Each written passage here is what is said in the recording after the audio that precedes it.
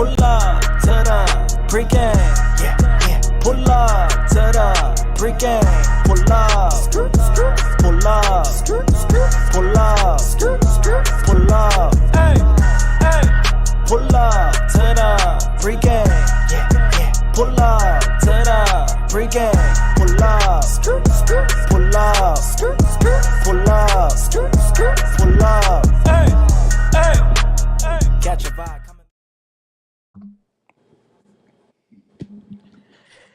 Yo, what's poppin'? Welcome back to another episode of Pregame Podcast. We lit, we live. Come catch a vibe, and while y'all at it, make sure you like, comment, and subscribe. Yo, we back. It's Thursday. I'm excited for y'all to be here. If y'all are new here, welcome to the Pregame Podcast. It's your fusion of sports and pop culture, where we talk about a little bit of everything, and we always gonna keep it 100. I see y'all already in the chat showing love. I see Wesley Hall. What's good, my guy? Welcome, Pregame Gang. Good to see y'all. Say gang. If y'all are not new here, you already know y'all down with the gang. I appreciate y'all pulling back up. We got a fun-filled pod tonight. So, the cool thing about it, man, I got my guy with me tonight. I hit him up look, bro. Let me tell you, man, it's good to have friends in high places. You feel me? Because I hit my guy up real last minute, and I was like, yo, you know what I'm saying? Shot Vash, I can't be here tonight. Do you mind pulling up? And my man said, look, bro, I got you, bro. And so I got to bring in none other than One Carolina himself, John Farmer. What's good, my guy? Man, I'm good.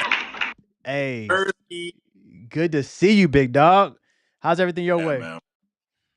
Man, good, man. Family coming off vacation. Just kind of getting some things in order, getting ready to get back to the channel and do what I do. Yes, sir. Other than that, man, I'm good. Good, bro. Good, man. So I know you're not a friend of the show. You're definitely family of the show at this point in time. So you already know I'm about to ask. I ask every time what you pulling up with. If you're new here, basically, you say pull up to the pregame. You can never come empty-handed. You always got to bring something to the function. Here at the pregame, basically what we mean is we don't want you to bring anything tangible. We just want to see how your week is. What kind of energy, what kind of vibe are you pulling up with? So, John, while you answer, I want the chat to throw in what they pulling up with. But my guy, what you pulling up with today? Man, I'm pulling up with the vibes, man. I'm gonna be honest with you. Since season game 1, man, I've been on a tear. I've been talking my junk, boy, to people that I know, the people online, all of that. So I'm pulling up with the energy. Yes, and sir. the vibes. Yes, sir. You're getting a lot of love already in the chat, which is dope, man. For me, let me see. What am I pulling up with, man? I'm pulling up with what I should be pulling up with. I ain't got it with me right now, but what I should be pulling up with is the Kool-Aid, bro. Because I am sipping on the Kool-Aid. The Panthers look good, bro. You know what I'm saying? I made the concoction live on the pod a few weeks ago, bro. And Vash, I was like, Carlo, chill. But look, bro, we got a lot to talk about tonight. But I'm pulling up with that Kool-Aid, bro. And if you get me too excited, I might run downstairs and make some Kool-Aid real quick to bring it on. I don't know, bro. We'll see what tonight brings. Okay, we'll see what tonight brings. But yo, I appreciate everybody. I know a lot of people are pulling in already because you saw what that particular thumbnail said, bro. The clash of the culture, right? And I've been seeing the Panthers talk a lot about the 2015 season. This is the 10-year anniversary, which is crazy to believe it's already been 10 years, bro. But then I started thinking, man, I was like, yo, how would the 2015 team, including the front office and everybody, stack up against our current team? I think we're really hype about it. So we're not going to talk about it all tonight because I want to break it down throughout the season, throughout the year. But we're going to get into it. But we got other things. We're not just gonna talk about Panther stuff. We're gonna do some pregame reacts. So, John, I know you've been here before, man. This is the only part that I did not tell you about because I need your gut reaction. You feel me? So I am going to play a few clips, and we're gonna react to them. Chat, y'all react to them as well. If y'all new here, y'all probably like, what the heck is going on? Basically, what we're gonna do is we're gonna react to some viral videos that I saw on social media. And then from there, we're going to get into some of the content, all right? So let's see. Where do I want to start, bro? Let's see. Okay, we'll start here. All right, so this one happened this past weekend, NASCAR.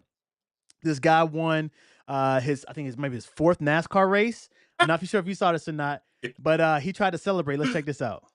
Career wins. Let's go down to Mobile One Victory Lane, Dylan.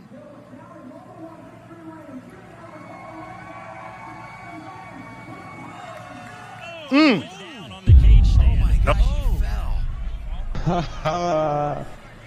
Hey, so let me tell you, bro. So yes, you are. Yeah.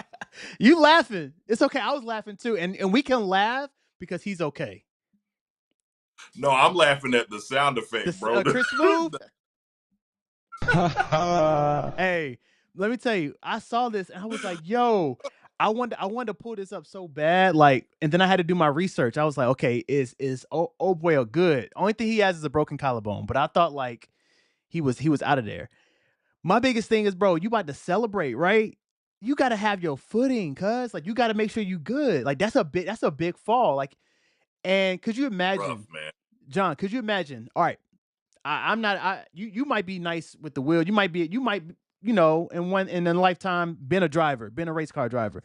I'm not a race car driver by any means. I would have been like pit crew. All right, so let's use the pit crew for an example. Say you part of pit crew, and you won. Y'all excited? Y'all ready to go party, have a good time? Look, they about to throw water on them, and then this happens, bro. Are you still partying or are you not partying? Like, what you gonna do? Hey, if I won the race, man, turn up. If you can't laugh at yourself, man, what can you laugh at? Hey. You know what I'm saying? So yeah, I won the bag, I won the race, all that. I probably got the baddest girl out the group. Like, nah, we still we got it. We still got it. Ain't body. Hey, yeah, but we get. Yo, the good thing about it, his CT scan came back clean, but he does have a broken collarbone, and now NASCAR has banned people jumping on the cars because of this. Now, think about it, bro. I'm not a huge NASCAR fan, right? Not a huge NASCAR fan, but I remember the Jeff Gordon days and the Dale Earnhardt days and all that. That was known. You won, you did your donuts, and then you get on a car and everybody throw water on you, drink milk, whatever. You can't do none of that now, bro, because this man fell and knocked himself out. That's crazy. I feel like they'll change that, man. That eventually they'll go back to, some more traditional stuff like that. But I just think they just got to make, put more caution to the win, because that was dangerous, man. That could have, he could have hit his head. And it could be bad, it could have been real bad, bro. Yeah, but I think they'll go back to, still doing stuff like this, man. But you got to be more careful. Last thing, you definitely got to be more careful. Last thing about this, bro, if you notice his right hand when he landed, he almost did the little Tua gang sign. I was like, yo, he might have a concussion, but he didn't do the Tua gang sign piece, bro. That's the only thing I got to say about that. I'm sorry. That's all I had to say. All right. The Tua gang, Tua was throwing up gang signs, bro. And I thought, like, I was really nervous for Tua when that happened. And when I saw this, bro, I was like, bro, he ain't got no helmet on either. You know what I'm saying? He took off his race car helmet. They got the hat on. And you imagine, like, you just took your helmet off, put the hat on, and you fall, and you like, dang, this could have been, I wouldn't have been as bad if I would have kept my helmet on. Bro, do you know how crazy? Man, like you said, without the helmet, man, if he throw up to a gang signs, that the skull might be cracked. Oh, like no, facts, bro. He definitely got lucky. He definitely got lucky, dog. All right, so yeah, that's scary. You remember when we had first off, let me say this real quick context. Shout out to like the pregame gang who sends me videos to react to. I appreciate y'all. This is one that we got from somebody. You heard it, remember Harrison Mevis, right? What was the Harrison Mevis nickname when we had him as a potential kicker? He was, we thought he was gonna be something. Eddie Pinero beat him out, but remember his nickname? Harrison Mevis, the thicker kicker. Remember? Oh yeah. Thicker kicker. Yeah. I got it. But yeah, have you ever seen a punter like this? Check this out.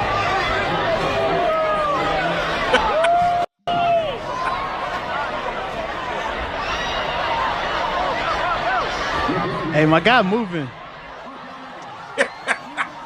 He got level. Hey, why he get? Hey, you got to keep your head in a swivel. First off, I have never seen a lineman be a punter. I'm not sure if he is a lineman or not, but homeboy looked like he a lineman for real, for real. I have never seen like he had a. It was from what I could tell, it was a nice little kick. But bro, you running, dog. You got to keep your head on a swivel, dog. Look at his pants, bro. Bro. Hey, all right. So the thing is that I don't know the rules. I don't know the rules of arena football. Yo, dog. Yo, get out. Hey, Wesley, go in timeout. I can't even pull it up. What in the world? Wesley, go in timeout. The pudgy punter is hilarious. You're in timeout. You are in timeout, sir. You are in timeout. Yo, Bro got on them I don't. Hey, look, he got on them heart. Hey, bruh. I don't know the rules of arena football, but it looked like that was an illegal hit. You know what I'm saying? People saying sumo kicker. Hey, yo, Pops, you wildin'. Hey, yo, this is absolutely hilarious. I saw this and I was like, bro, what is he looking at? Like, you don't hear footsteps. Like, is he a kicker or is he really like? Was he a lineman? Like, was the punter? I need to do research on this, John. Man, you know, he looked like have you ever seen that? It was this like thing they used to do called punt pass kick, I believe. Yes, yes. Where and Andy Reid did it. Mm-hmm. Hey, you ever... That's exactly what it looks like. Yeah. That's exactly this is nuts. Bro, this right here, it reminds me of like you know when the show when they you would hide your boss, like the boss would disguise himself as one of the workers. I can't think of the name of the show. This is what reminds me of, like, bro, like this yeah. You know what? Like if you were a Madden player, bro, and he was an offensive lineman, you know what I'm saying? Your kicking skills might be like a 70 or 80, bro, but awareness is a 20. Because bro, you don't hear that? You don't see, like, oh man. And for him to be that big and get knocked out like that is pretty wild. Oh my gosh. You know, you down for the count for at least a week from that hit alone. Hey, bro, he hit his head almost almost worse than the NASCAR kicker, bro. But look, you know what? I'm gonna be honest with you. You know what this looked like to me, man. Like, I know this gonna be. I'm gonna get canceled. I'm gonna get canceled for this, but I'm gonna say it. It looked like, you know how they be having the little kids come out there, like, you know, the like kind of the Make-A-Wish stuff or whatever. Oh, like that. yes. Like, it kind of looked like that, and like one of the dudes on the other team just took it too far. You know, just like was like, yo, if he put them pads on, like, I'm gonna hit him. There you go. Like, it remind me of the little kids and the mascots. You know how the mascots don't take it lightly on, bro. That's what it reminds me of, for real. That is hilarious, dog. Bro, your awareness level is a 5, bro. Is a 5. Nuts. All right. Speaking of kids, man, you know what I'm saying? Some people don't have it like the punter, and some people just got it. Look at this. This kid was playing basketball and he called a game winner. I ain't seen nothing like this in a while. Check this out.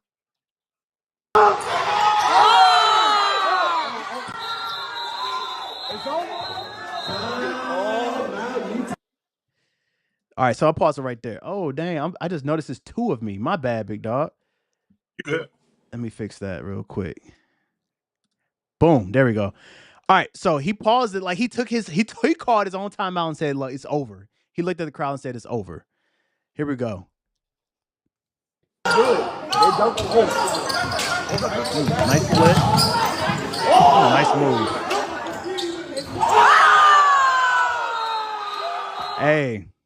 Hey, I ain't seen nothing. Like, run that back, Turbo. Review the film. Talk it out, bro. Tell me what you think. I've seen this before. Okay. Remember when Melo was in high school, Melo Ball? Yeah. And he at the middle of the court and then shot the ball and drained it. Like, now this, I'm gonna be honest with you, this right here, that's a little bit more, that's risky. You know what I'm saying? To call you that, but that's Melo Ball energy for sure. But no, that's cold, bro. Bro, that's cold. It takes a lot of confidence to not only call the timeout, right? Which is the right thing to do. You call your timeout, you look at the crowd, you say it's over. Like, they're done, it's over. And then to be able to, like, he didn't pass the ball at all. He gets the ball, right? He splits the defense. And then he steps back and then a curl, like, boom. Beautiful move into a step back. Hey, kid got game. I don't know who this is. I don't know where this is. I just happened to see it and I was like, oh, the kid got some game, bro. You know what's crazy, Lo? Like, that kind of stuff is so commonplace now. But even like, when you and me was growing up, man, if you tried that, you would have had an AAU parent that was like a dang near booster. No, You know what I'm facts. saying? For you on the court, bro. Because if you tried that, man, coach would be like, all right, bro. Like, Yeah. And you better not miss. you're going to be a fan. Like, even if you make it. You know what I'm saying? Because, like, that's just not, like, team-oriented basketball. But in this day and age, man, like, that's what moves the needle. Yep. And, I mean, look, because to be able to just say that so outright, like, that's hard, bro. Yeah. That's crazy. I mean, if I'd have tried this, coach, what you doing, son? Sit down right here, that whistle. Or you ain't gonna start the next game, bro. I saw that and I was like, yo, that's pretty wild, bro. I respect it. All right. So let's get into some football things. We're gonna look at 2 routes, bro. I've been seeing a lot of different joint practices, and we'll get into some joint practices. I have some questions around joint practices. But I saw 2 routes during one-on-ones. Now, quick little disclaimer. Everyone who knows football and knows ball, one-on-ones are made for the offense to basically win. It's tough for it's tough for corners to really win, right? It's difficult. However, I saw some of the nastiest routes this past week, and I want you and the chat to vote on which route was nastier. All right, let's check this one out. This first one is where I want to go first. This first one is on is Diggs, Stephon Diggs.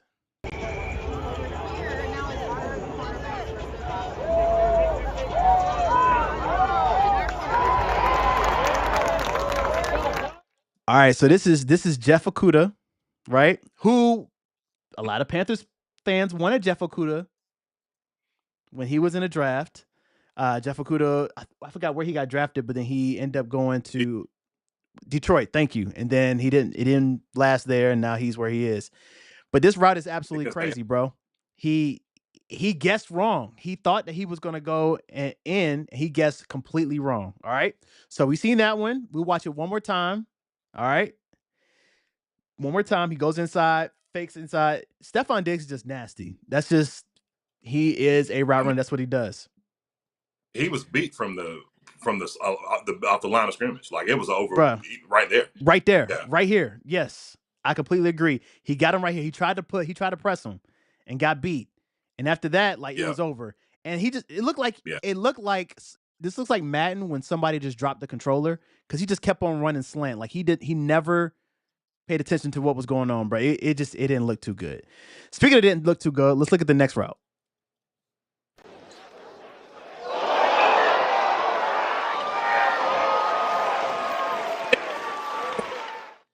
Yo, this one's nasty, bro. Let's look at it one more time, and then I'm gonna slow it down. Oh my God, this is Amon-Ra. That's Amon-Ra St. Brown against Jack Jones. Jack Jones, who just got picked up from Miami. All right. Okay. That hezzy. Oh, look, Ruthless is on that. Now show that. I'm already on it, bro. I'm already knowing that Amon-Ra is that right there, bro. I haven't seen, like, usually when you see people do the stutter, bro, they get the head movement. I think some people who have some really good, like, hezzies in the NFL, Devontae Adams, right? Also Keenan Allen. Like, these are some elite route runners. I mean, Hunter Renfrow has a good hezzy, but this right here, to do it as fast and to pause him like that is that early in a route is absolutely insane, bro. That is nasty. So, chat. Hey, he about hardened him, man. He about James Harden. He almost did, bro. Oh my gosh. Look, bro. Hold on. Review the film. Run that back, Turbo. Look at his leg right here. Right there. Hey, that would have been nuts. That boy could have tore his ACL on that route, man. Bingo. Absolutely. That hezzy is something serious, bro. Oh my gosh. Boop, boop. Gone. Hey, but Amon-Ra, he the real deal, bro. Like, he was a huge part of that offense that my classmate, yes, I know we didn't get him as a coach, but Johnson is my guy, man. But yeah, like that's Yeah. Yeah. All right, chat. Y'all got to pick. And I want to hear from you too, John. Who had the better route in this one? Was it Stephon Diggs or was it Amon Amon Ra. Ra? Yeah, the Amon Ra without question. Because the Diggs one, I mean, with Diggs, he was so he is so explosive off the line of scrimmage. Mm-hmm. There was really nothing that he could do to recover anyway. You know what Yeah. I'm saying? But I mean, kind of both. But that hezzy and then just kind of exploding out of that, man. Stupid. That's nuts, bro. And you know, I don't mean to push things too forward, low, but Yeah. like that's the kind of stuff, like that type of manipulation is what could potentially, if he develops more versions of that for himself, what'll turn McMillan into either being the Drake London archetype or the next Mike Mm. Evans. Like it's Mm. yes. Okay, go get the pack. I need to pull the pack. Mm. The sugar is in the cupboard, It's all right. right? So You ready? I'm telling you, You bro, you gonna ready? mix it up before I get out of here. I promise you. Hey. Woo! All right, don't, bro. All right, you about to get me hype. Because we got to talk about the receiving core. But here, all right. So last thing, and then we're gonna get into some Panther stuff.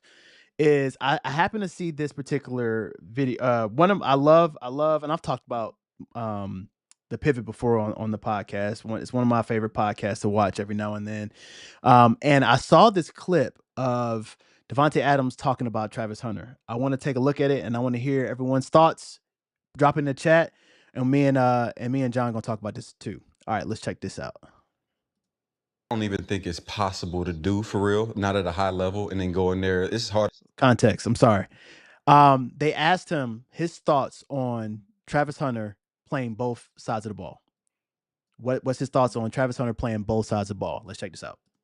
I don't even think it's possible to do for real, not at a high level, and then go in there. It's hard enough to go cover a punt and then be on one side, and I haven't done it. I'm not acting like I'm on kickoff or punt, but I see the dudes, and I know you got your guys, and you see the yardage of my yardage over the game versus somebody that starts on offense and then plays special teams as well.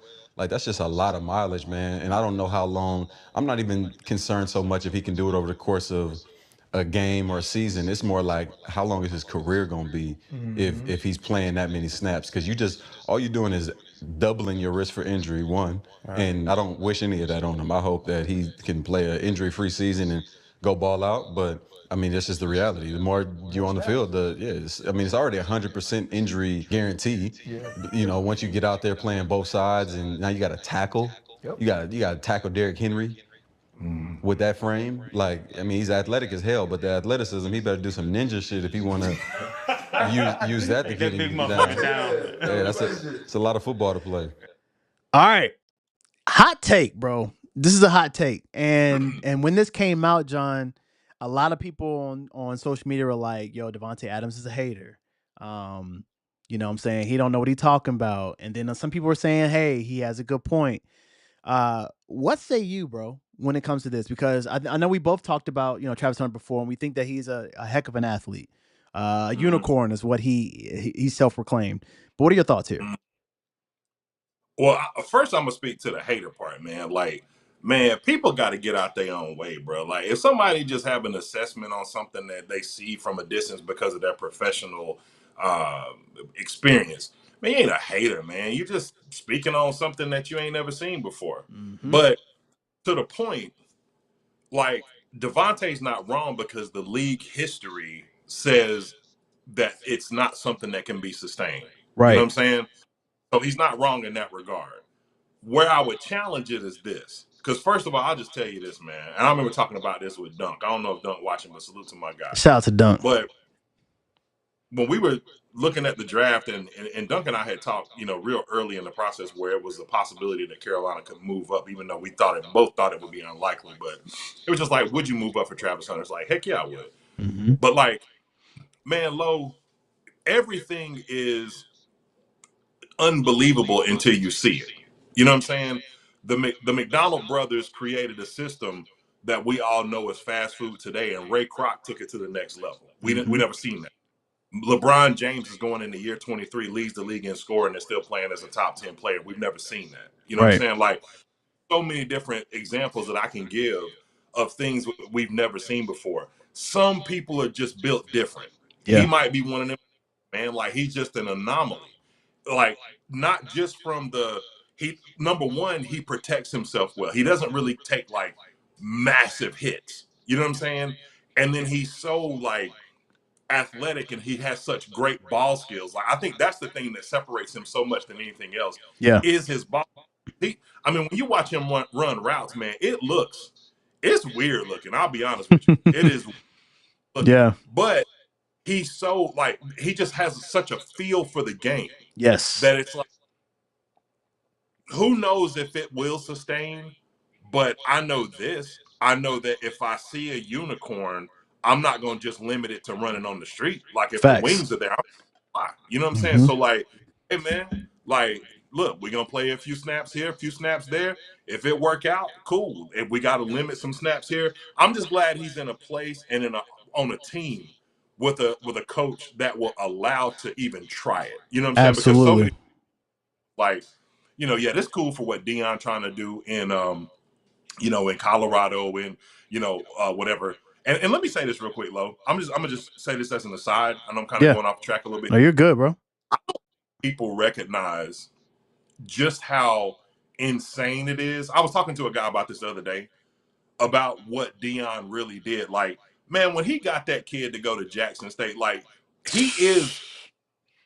You know what I'm saying? This would have been the equivalent of when Cam was coming out of school, because Cam was a 5-star recruit, right? Coming out of Park, Georgia. This would have been the equivalent of somebody like Grambling being like, "Hey man, what you going to Florida for?" You know what I'm saying? Like, come over here with us. Cam like, what? You know what I'm saying? Hey, to use, but like, nah. You know what I'm saying? Like, I'm about to go to the swamp and go get me a ring and go to the league. Like, what are you talking about? You know what I'm saying? To convince this kid, there was no Colorado wasn't in the future. You know what I'm saying? Like, he could have got hurt at Jackson State. Like, to flip him to a HBCU is it might be one of the greatest recruiting like. It's gonna go down. Yeah, it's gonna go down in history for sure. I just want to say that as an aside, but to put to cap on it, yeah, man. I mean, you know, I kind of would probably lean more conventionally, wisdom wise, in Devontae's, you know, direction. But I mean, like I said, man, if it's a unicorn, hey, let it be a unicorn. I'm not gonna cap on it. As long as I don't hurt it, as long as I don't put him in harm's way, anything like that. If he's doing it at a high level, I ain't gonna stop it. I'm gonna put him out there as much as I'm doing both. Yeah, I completely agree with you, bro. And I'm not gonna sit there and say, and you know, you said this already, but I'm not gonna sit there and say that Devontae Adams is a hater. Like you said, it hasn't been really done before at an elite level, right? And if somebody came in and he had no film in college playing corner or wide receiver, and they said they want to do both, okay, then that makes sense. I'm not sure about that, but he's shown at a high level in college, winning the Heisman, that I can do both. I am good. I can do it both, right? And so, like, I'll be darned if I'm a head coach who drafts somebody like that and not test it out, right? You know, and a lot of people can argue like, okay, his skill set seems better in which one position or over the other. In my you know, casual, humble fan perspective, it seems like naturally it seems like he's a corner more than a wide receiver. But when you have skills and you understand the game and you love the game as much as Travis Hunter does, like, this man eats, sleeps football, bro. If he's not playing football, he's hanging out at the house streaming or fishing, bro. Like, while he's young, do it, right? And I'm not saying, it's not like he's playing linebacker where he's in on every play or tackling. Like, if he becomes a lockdown corner, they're not throwing to his side. Like, that's just what it is. If it comes out that way. But I think at the end of the day, I think that Liam Cohen, as of right now, from what I've seen with a lot of interviews, he's not going to play every down like he did at Colorado. Right. You know what I'm saying? So they're going to be smart, and they have the technology and the staff to be smart around how they utilize him to the best of their advantage to make sure that the mileage stays at a good pace. So hey, We I'm say down for it, man. that, but you get old Shad Khan come down there twisting that mustache, he might be like, hey, but put that boy, you know what I'm saying? Put that boy on. Hey, I done paid that money. You saw that? You saw how much money he got guaranteed? You better put him out there.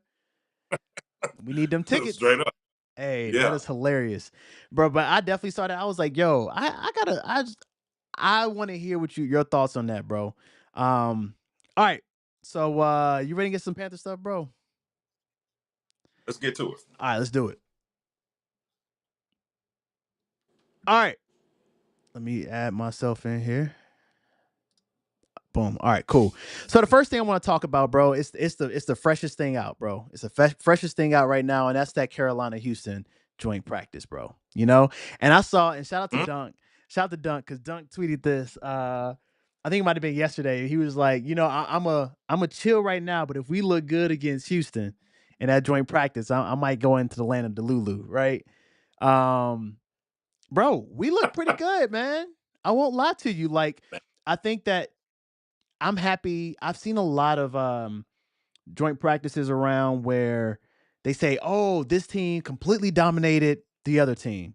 And Cleveland and Mhm. Houston, we can't come out and say that we were completely dominated. We also can't say that we completely dominated, but it was a nice back and forth, and we showed that we can stand up to a good team like Houston, who's made the playoff 2 years in a row, right? So Mhm. I would love to hear your thoughts. We can go into it. We can break it down player by player, however you want to do it. But give me your initial like gut reaction of like seeing the highlights, hearing the press conferences about how Carolina looked in Houston.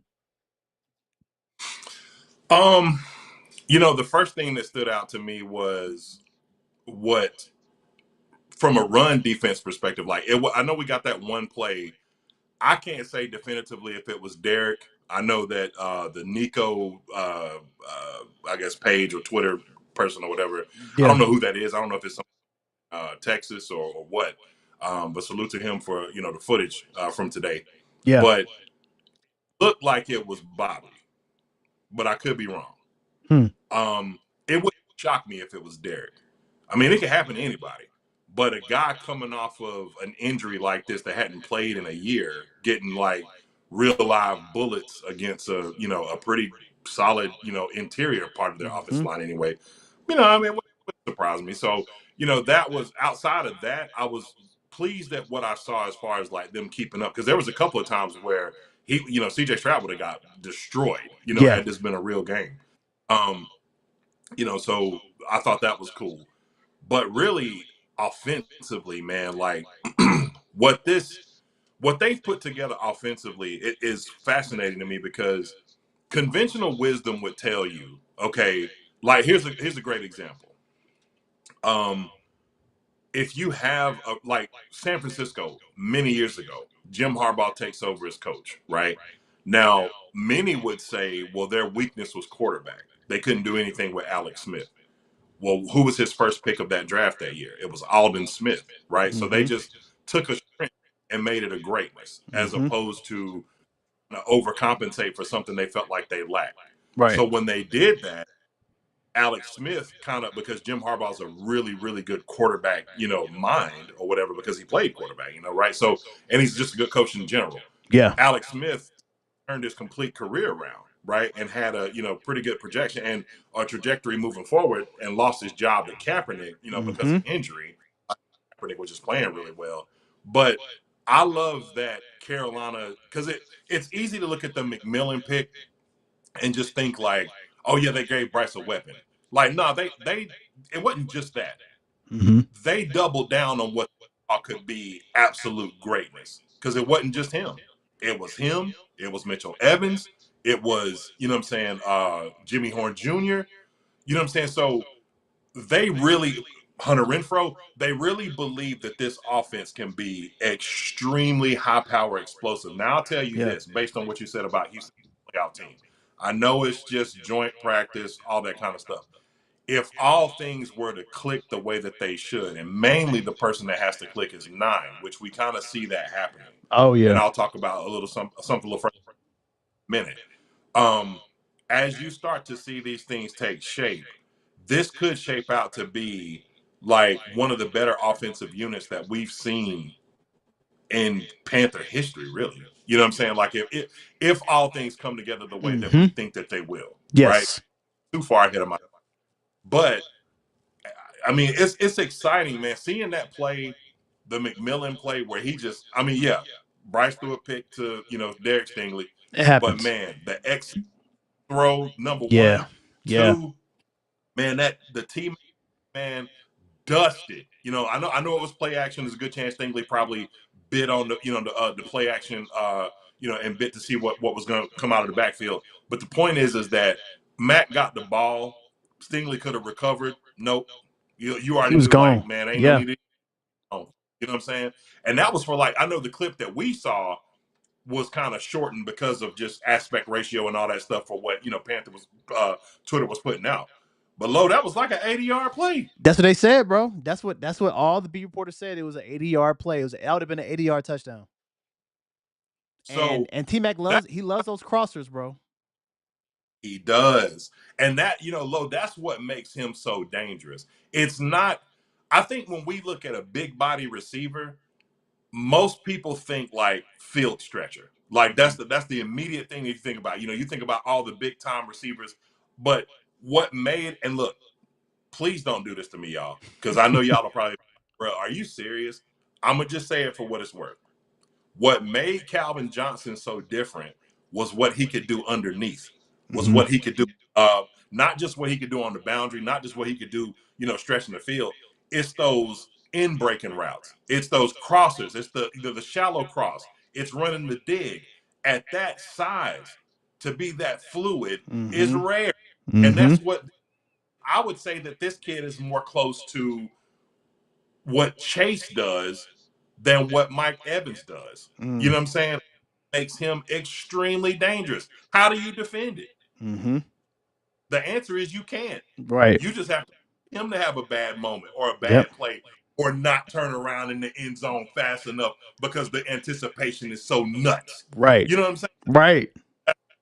So you get what I'm saying. I get what you're saying, bro. And no, chat, he is not saying he is the next Calvin Johnson. This is just a comparison to showcase size, weight, and fluidity. All right. Mhm.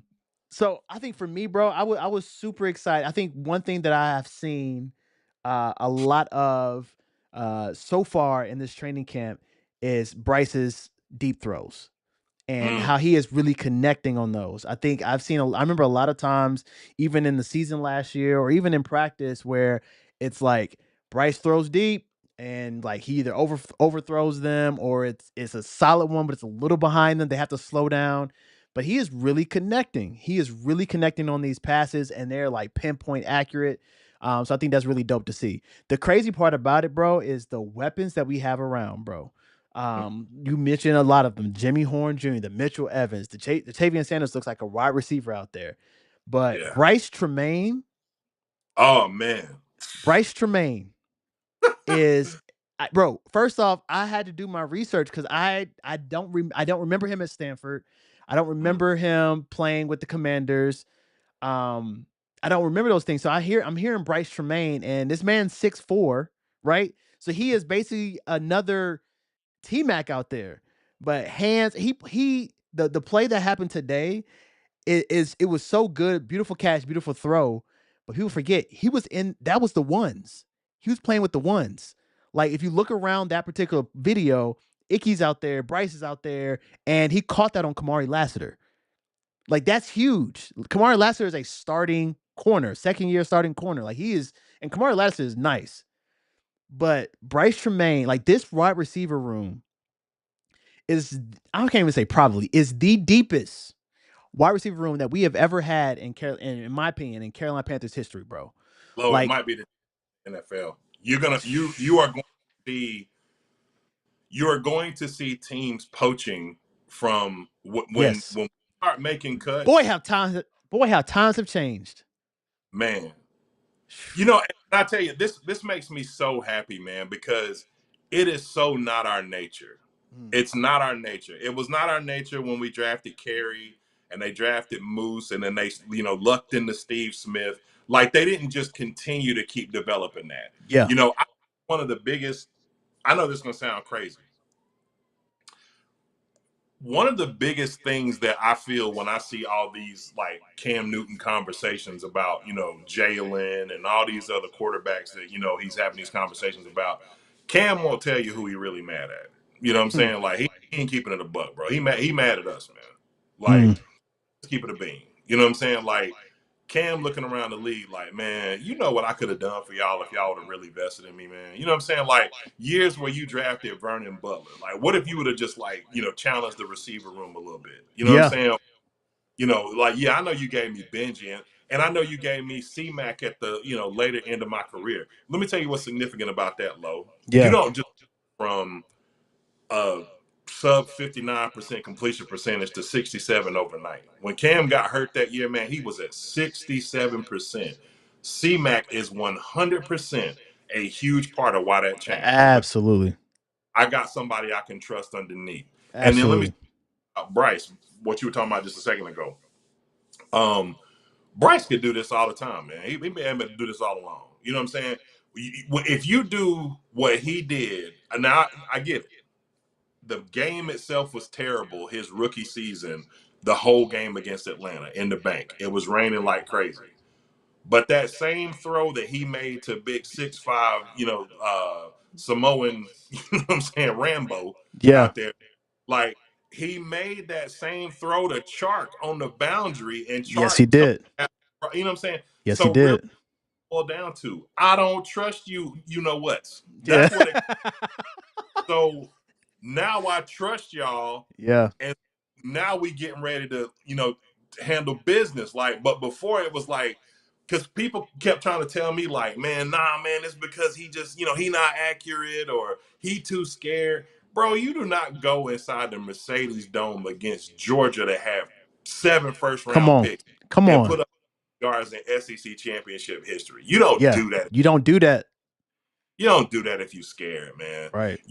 It is a trust issue with him. You know what I'm saying? And so now I got dudes like that throw today to XL, man. Like, he airmailed XL a couple of times last season. And you talk about the anticipation, bro. Like, if you look at that play, bro, he wasn't even going upfield yet. He threw it. He threw the ball. Like, bro, it's different. Like, it's different, bro. It is different. Because I believe you now. You know what I'm saying? What Jay say?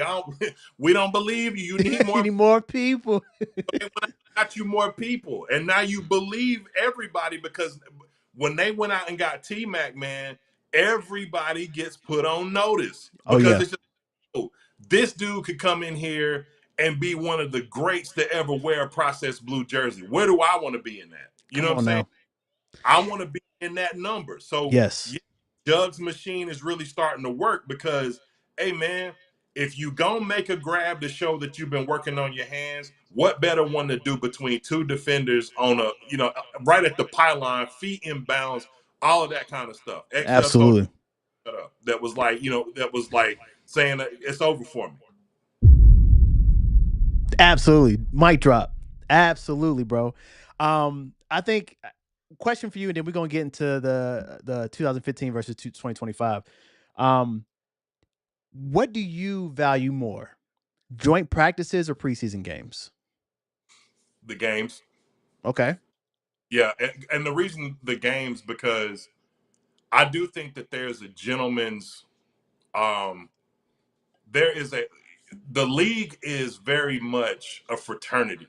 You know what I'm saying? So, like, if I'm getting hazed, I didn't go to college, so I don't know what the process is like, but I know people that pledged. I mean, some people will haze you to a point where people have died. You know what I'm saying? But like, most hazing comes with a little bit of restraint, because you recognize, like, this is still a human being. Yeah. You still in the NFL. I still understand your struggle, so I know what that's like. You know what I'm saying? So, and Dave Canales said that. He said that we kind of have, when he was talking about the Browns, we have this kind of gentleman's understanding, like, hey, when we're inside of practice, like, we don't want to go. At least my team has that kind of respect. We're not going at your legs. You know what I'm saying? on Trayvon Moreg today, blew up one of their guys, and a little bit of scuffling ensued because understanding of like, hey man, you already blowing us out 50, 95 to 80. Don't do the Zion Williamson 360 at the end of what I'm Right. saying? You do like I'm a get in your mouth, pause. Mhm. But like, so it's that's why I think the games are more important, because once the game's on, the gloves is off. You know what I'm Right. saying? Now if the refs is out here and they can police it, I'm gonna try to kill you. You know what I'm Right. saying? So yeah, I think the games are far more, and I know a lot of people bag on the preseason. Man, do you know how many people, even Hall of Famers or fringe Hall of Famers, that have made their name in those Come few on. little years Bro, they get? absolutely. Yes. So now I'm all for it, man. So Yeah, yeah, I'm glad that they, I think the whole league, they say it's a copycat league, Lo. it is. I think the whole league probably looked at what happened last year, because remember, the whole league looked at what LA did, not playing their starters in the preseason. They won the Super Bowl, right? Then flip that on its head. The whole league may have looked at Carolina thinking like, beating their chest like, yeah, we ain't gonna do the same thing, boy, because we got Bryce. That And yeah, little Joker came out here and bombed, you know what I'm saying, the first two games, and then came back and just had this great, because he had a chance to reset or whatever. But this year it's just like, not like low. Just about every team is playing their starters in the just preseason. Well, about. so it's really cool to watch. No, it's dope, bro. And I love the preseason games, but honestly, bro, like I think there's more value in the preseason games, but I personally value the joint practices for a lot of different reasons. One, Tell me more. to me, the preseason game, we might not have seen a Bryce Tremaine catch against the ones with the ones. That's a good point. You know what I mean? Like you have an opportunity to try different things that you normally wouldn't try in a preseason game to see how that particular person reacts to, the starting lineup type of talent. Mm-hmm. Like when you're in that preseason game, you're trying to get the ones who are going to start the reps, right? Bryson Tremaine's not going to get out there with Kamari Lassiter during a preseason game. But now you can see that, oh wow, this man really burnt Kamari Lassiter on a go route in a preseason game. The other reason that I like it too is that you're able to correct things quickly. And what I mean by that is if something happens where it's I don't know, a false start or something went wrong, the coach has an opportunity to get into that person right then and there, and then see if they are quick with coaching and quick to adjust on whatever you want to get changed. Right. I think that's one thing that's one reason I really value. To me, it's like an extra preseason game, right? Especially if you have, now granted, no one's tackling, everyone's being safe. I get all that. But at the end of the day, it's still a different team that you're going against, especially when you have good teams like Houston to go against. Different weather, so you got to just get you ready for Jacksonville. But like to be able to say, all right, I went against you all in joint practice. Now I get to play you in preseason, and let's see if we can adjust there.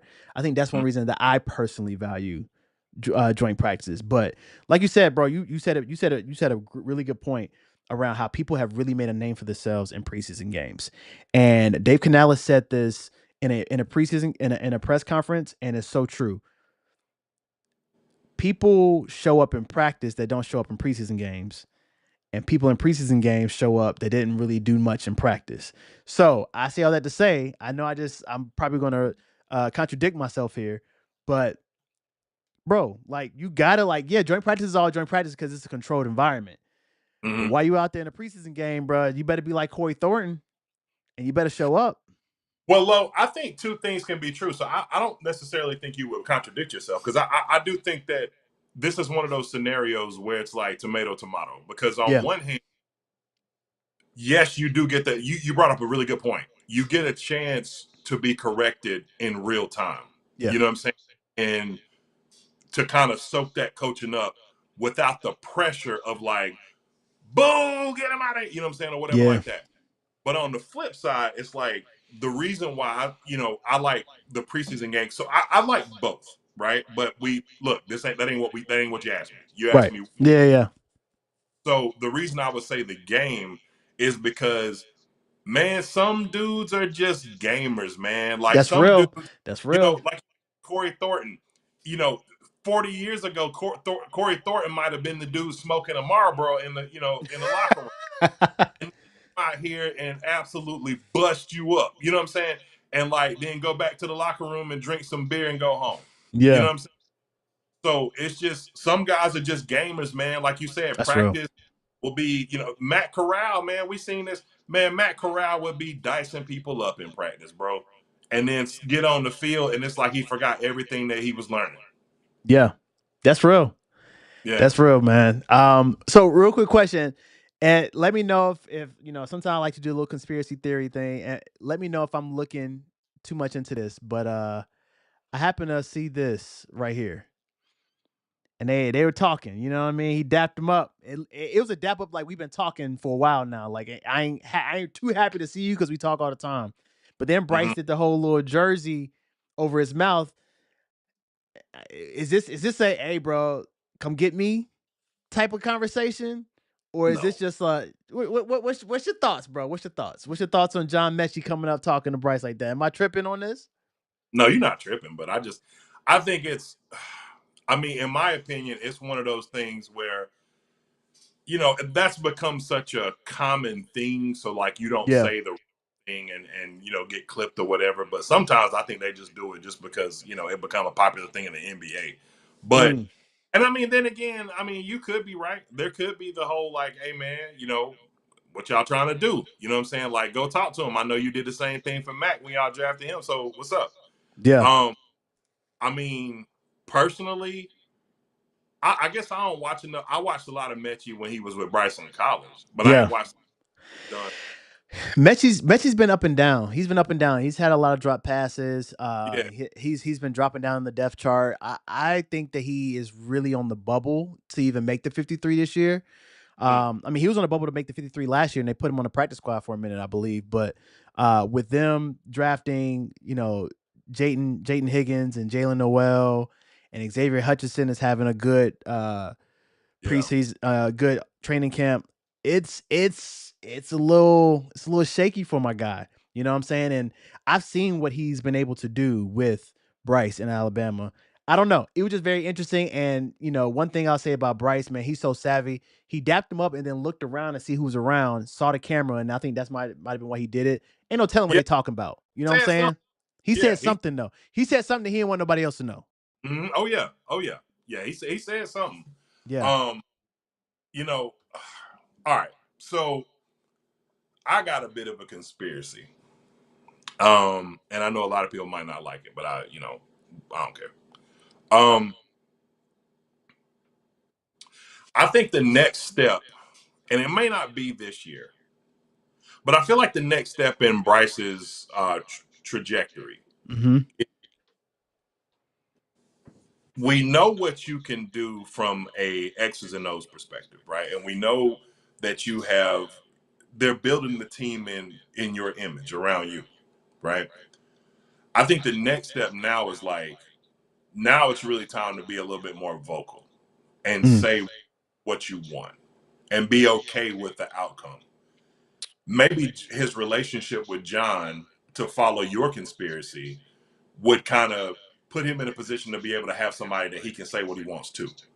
I think T Mac is one of those guys. I didn't come here when you were good and then I became good. Right. I was really good, and as a result of that, they brought you in to try to help make us better as a Yes. Make collective. us great. Yeah. You know, so it's like when you show like if you get a new boss, you've been at a company for a while, and new management comes in, and they got a whole different way of doing things, Yeah. right? Some people are going to push back on that, and they're going to push back very hard, and you are going to have to determine which way you're going to handle this. Are you going to cower under that, under the pushback as a manager, or Right. are you embrace, and have a balance of like, hey, I'm willing to hear you out and hear what you have to say, Yeah. but I'm willing to let you know, like, if your manager or you were so great, why weren't you in the position that I'm in?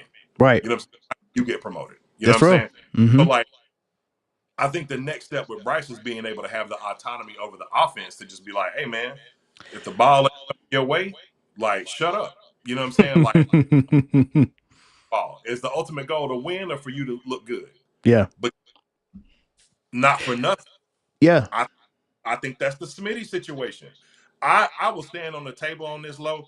Yeah. I don't think we have 2015 Cam if Smitty was still on the roster.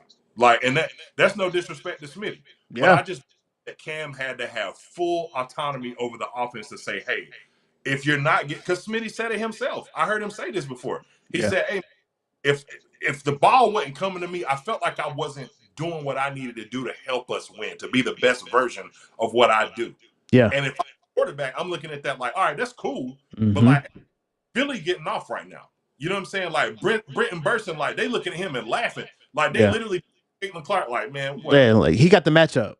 Yeah, the matchup is good. I'm going that way. And I don't need you coming to me being like, so what's my conspiracy? Hey, look, I love Adam Thielen. But if Adam kind of show that with all that's going on this year, Okay. Yeah. by the deadline, it might be like, hey, all right, bro. You know what I'm saying? Like, we love you. We appreciate what you've done here. You still got it. You show what you can do. Still 1,000-yard guy. Go somewhere and maybe compete for a ring. I know people might be, John, you crazy, bro. But I'm telling you, if they see that maybe that might be a bit of a hindrance, and I don't think that Adam will be that guy. So I'm not No. Yeah. right? But I'm just saying, like, if it so happens to come about, don't be surprised if you see that move made. Yeah. I think that we may not as fans ever see that side of Bryce, but I do think that side of Bryce is already out there. Like there's already been conversations around Dan Morgan talking to Bryce saying, "Hey, what do you think about this? Hey, what do you think about that?" And he's advocating for these things. I mean, and Dave already said like, "Hey, this offense is Bryce." You know, so Bryce is telling him what kind of plays he wants. We just may never see that vocal Cam-like type of quarterback out of Bryce. That's just not Bryce's nature. Bryce is going to do it his way, which I respect. But yeah. Real quick, so we're gonna get into this the clash of the culture piece. We got 60 people in here. Make sure y'all do 2 things, actually 3 things for me if you don't mind. 4 things. Sorry, it's a lot. 1, like the video so we can get an algorithm so more people can pull up. Subscribe to not only Pregame if you're new here, but also go over to One Carolina and go ahead and subscribe to One Carolina as well. And if you're on Twitch, because I'm live on Twitch as well, make sure you hit that follow button on Twitch because we're going to do a lot of cool things with live streaming with Twitch in just a little bit. We're cooking up with some things. All right, so I see some comments real quick. Want to get into Everyday Game Member. I see you say you finally made it. Appreciate you pulling up, bro. Oh my goodness, Carla, fix that. That's what happens when you try to do stuff live. Appreciate you pulling up, big dog. Ricky say he late to the party, but glad to see the collab again. Ricky, you know, bro, family of the show, man. I appreciate you, big dog. That's my dog, bro. Hey, we gonna soon, man. I promise. Hey, bro, we might have to do something with me, you, and Ricky get on, bro. That'll be fun. That'll be fun. But Ricky, the truth, bro. That's my guy. All right, so let's get into it. So let me get over to this screen here. So what we're going to do. So the rule is that there are no rules. All right. So there is no criteria on like, you have to pick this person based on these particular things. It's really just more so what you're interested in. And the way that we're going to do this is we're just going to do front office today. Okay. Just for the sake of time. We're going to do front office. And then each week I'm going to do something different. I'm going to go from front office to offense to defense to special teams and just break it down that way. Right. Mm-hmm. So you got to pick on who you would want if you were building a team right now. Mm-hmm. If you were building a franchise right now, this is who I would want in this particular position. And you have to keep in mind, John, and I'm talking to the chat as well, because the chat, you get to pick who you want to. You got to keep in mind of how you build a team. Make sure your team has chemistry. Mm-hmm. Right? Your front office has chemistry. All right. So here we go. The first one we're doing, owner. Oh, would you rather have Jerry Richardson or would you rather have David Tepper? Do you want me to answer this and give like some the reason behind it? Or go for it. Yeah. Okay. For now, obviously, it would be Jerry Richardson. And the reason is because I may be wrong about this, but because I don't, I'll tell you this. I think the most successful owners are the ones that understand task delegation. You know what I'm saying? And Jerry was the guy like, Man, look, I done played. I won a Super Bowl. I ain't got nothing to prove. You know what I'm saying? Like, I done played with one of the goats of goats in Unitas. I'm about to buy this little team over here, start up this little team in Carolina. I'm put on my little gloves and my suit, eat me some Bojangles, and watch y'all do what you do. You know what I'm saying? Yeah. If you need, just hit me up, check wise, you know what I'm saying? And, that's it.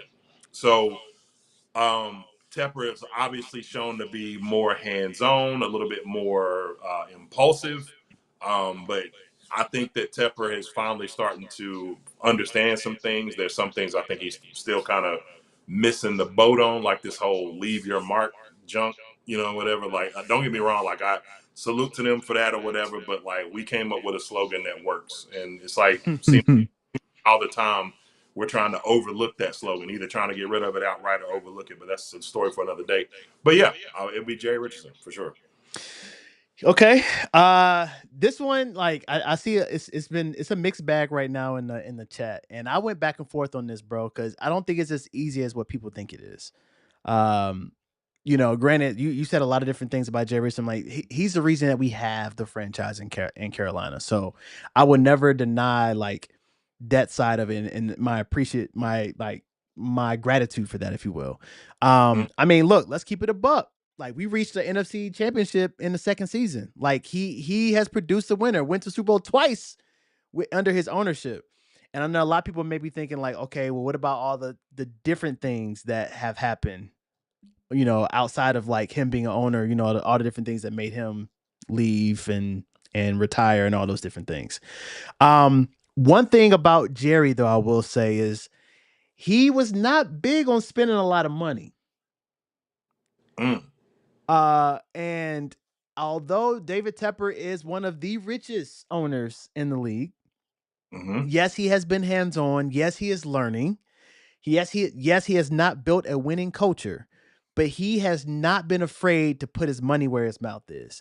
Not only with paying the players, but then also paying the coaches and getting the best staff in here.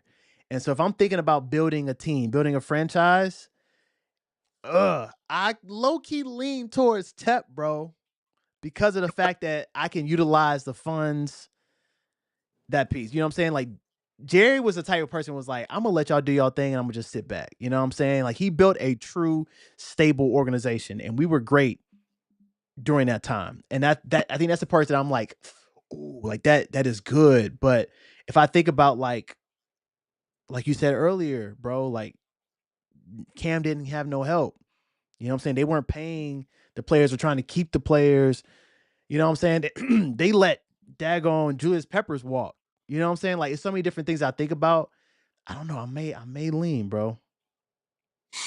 I may lean towards Tepper. It sounds crazy. I know people gonna kill me in the chat. It doesn't sound crazy. The reason it doesn't sound crazy, Lo, is because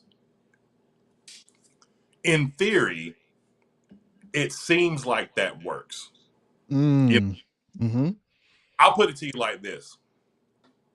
David Tepper may very well be Jerry Jones if he bought a team during the time that there was no salary cap. You know what I'm saying? Ooh. Now I can go out and make crazy Herschel Walker like trades and then just draft, bring in somebody, pay him big bucks, Matt Rule, whatever, Jimmy, and just draft, go out and pay a Dion, go get a Charles Haley, or I don't know I think Charles Haley may actually start out in Dallas. I may be wrong on that. But, just come, get talent, draft, best facilities, all that kind of stuff like that when you got those kind of deep pockets. This kind of league, throwing money once you figure it out will help sustain it. Yeah. So I think that if Carolina has a good season this year, you will start to see us be a team that, desirable free agents will likely start wanting to come to because you got an owner that's not that's not afraid to give up a bag. You know what I'm saying? But it's shown itself as of late to be something that has been, because you can throw a lot of money at the wrong thing. I mean, obviously, no, that's facts. That is facts. Lo, let me keep it a buck with you, bro. The kind of precedent that we was getting ready to set as a franchise was getting ready to be something that would have marked us and made us hated in the league. And what am I That's real. talking about? I'm talking about when they went and gave Matt Rule that 7-year contract when he didn't prove anything. That's And the real. owner pissed, bro, because they like, yo, why would you do that? Because if he's successful, that changes the market. So the best thing that happened to the league, in a sense, was that he wasn't. Because it's like, oh, you know, nobody's doing that. You know what I'm saying? Especially Nobody's getting a 7-year. for a first time or a college coach. You know what I'm saying? Or a first time NFL coach that's a coordinator. You know, so it's like it kind of worked out in favor. But I do see the upside though is like, yo, if Dan and Dave hit, you're never gonna have to worry about them splitting, because, or the quarterback for that matter, because he gonna like back the truck up. You know what I'm saying? And like, hey, whatever it is, I mean, any man that would build, like, I'm gonna tell you, this dude, he hard body, bro. Pause. He really is, bro, because like that facility in Rock Hill is just chilling, bro. It's just chill. Man, me and you can go in there and play paintball probably. We'll get arrested. You know what I'm saying? But like it's just sitting there. Yeah. And so I built this out. And when I guess it's York County, is it? Or whatever Rock Hill County is or whatever. Like when they like start tripping, he was like, all right, bet. Yeah. If you ain't coming in the money, then hey, bye. I'll file for keep it moving. Yep. And a lot of people in the chat are making great points, right? Around like the difference, the stark difference between Jerry and Tepper. I think Jerry was a better owner. You know what I'm saying? Like, and Ricky said it better. Like, Jerry's a football guy. It really depends on what you need your owner for, right? Yeah. Do you need the owner for the funds to be able to put together a nice staff and stay out the way, or do you want somebody who, like, Jerry bled football? Like, he bled football. Like, he was a football guy, and he created a true culture right around here. Tepper has yet to build that culture yet. Now he has people in place like the Daves and the Dans to create this own culture, which is why I called it the clash of the culture, because I think we're starting to see that new age culture, the difference, and what was before to what it is now. So I don't know. It's interesting. It's very interesting to see. I go both ways. This is a real hard one for me to pick. See, here's another one too, man. Like you have perspective is everything. Like Ricky said, right? When he was talking about, him being a football guy. Like you play in a time where like when you play football and you're on a team and you have to wait things out. You know what I'm saying? Man, and that's not to take away from the way that David Tepper made money in business. Yeah. But making money trading and being in a like kind of a, I guess, financial think tank, if you will, as far as being a hedge fund guy, and sports where you have so many different variables that your success depends on, it's a different world. And not only that, here's something that I think is even more like the perspective that Jerry Richardson had as a player on a team, seeing something develop, seeing success, seeing a quarterback that you played with in Johnny Unitas that, like, yeah, he was one of the best quarterbacks, but he's not one of the winningest quarterbacks. You know what I'm saying? Because he played time with Bart Starr. You know what I'm saying? Like, there was a lot out there that were winning like championships over and over again during the time that he played, right?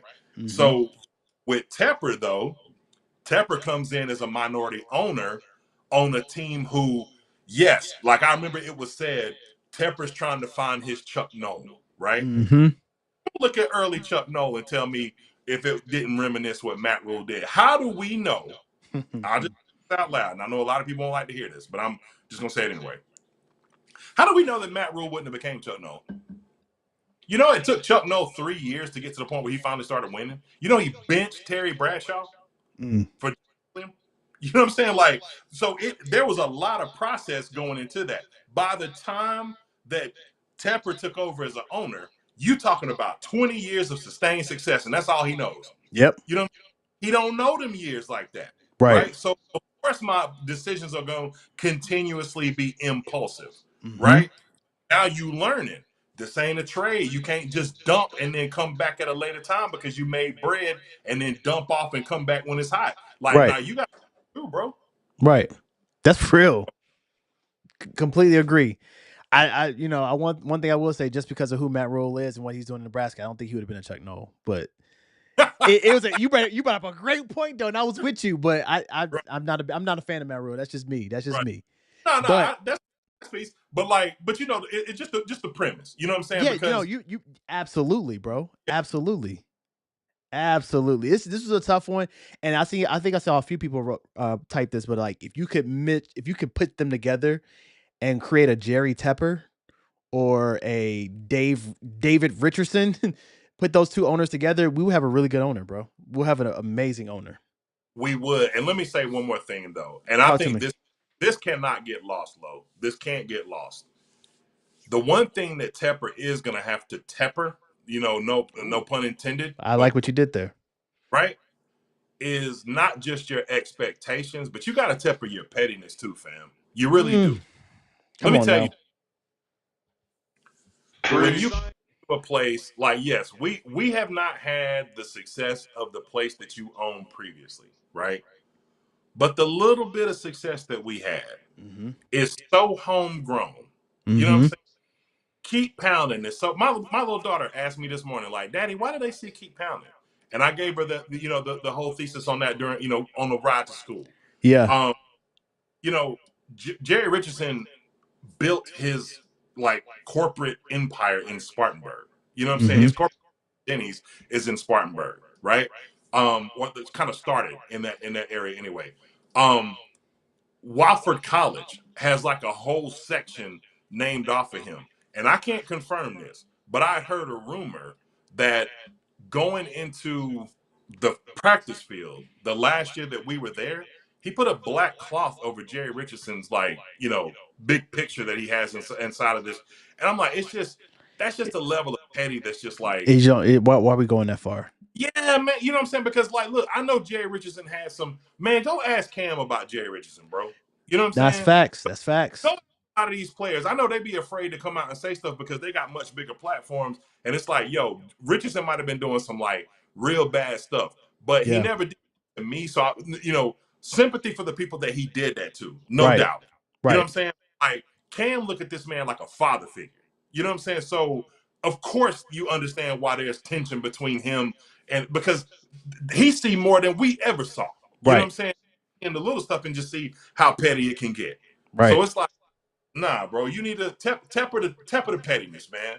Like, Hey. don't worry about him buying his people's that he didn't get promoted, house and then flattening it and just building another house on top of it. I'm like, yeah, you beating on your chest, bro, but like you can't do that here. You know what I'm Right. saying? It's too tribal, Right. here in South with football. Like, stop it. I feel you, bro. I feel you. All right. Next one. David Gettleman or Dan Morgan?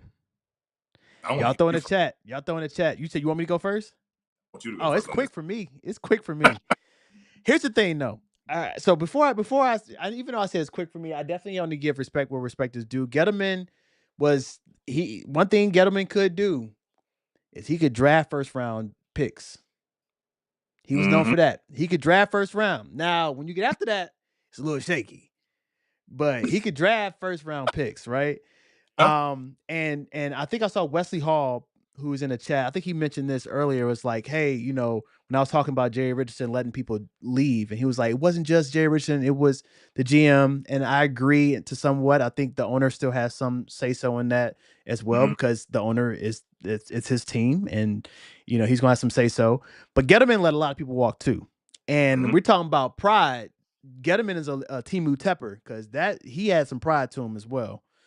I'm gonna call him Timu Tepper because he let not only Julius Peppers walk, but then you're gonna let Steve Smith, the whole Steve Smith, Norman. You know what I'm saying? It would like get him in. I don't know.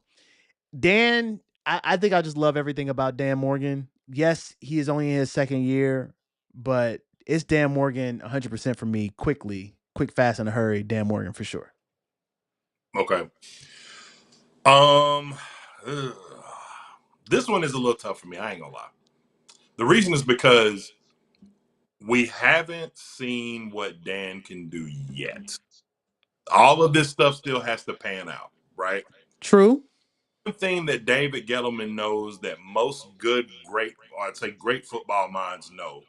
And I really think that this was where the Josh Norman thing, as bad as it was bad. But I think if he would have nailed the Vernon Butler pick, and maybe it would have been someone else, or Vernon would have became what he anticipated him to become.